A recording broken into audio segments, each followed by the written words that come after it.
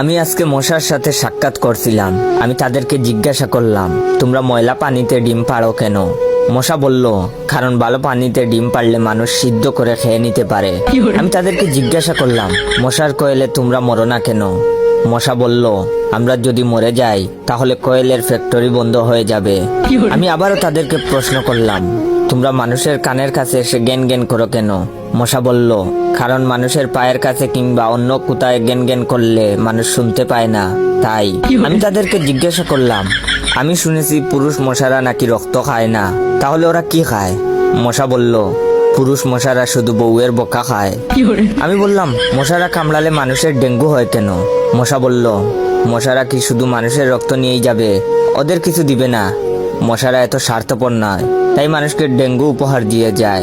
মশার সাথে সাক্ষাৎ করার পর আমি মশার উপর রিসার্চ করলাম।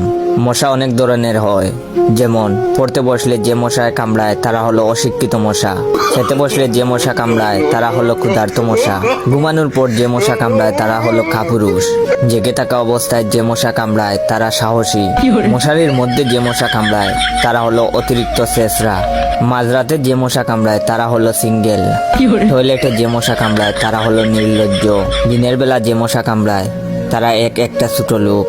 আমার এই ভিডিওটা দেখার সময় আপনাদের যেই মশাগুলো কামড়াইতেছে ওইগুলো হলো প্রতিবাদী মশা।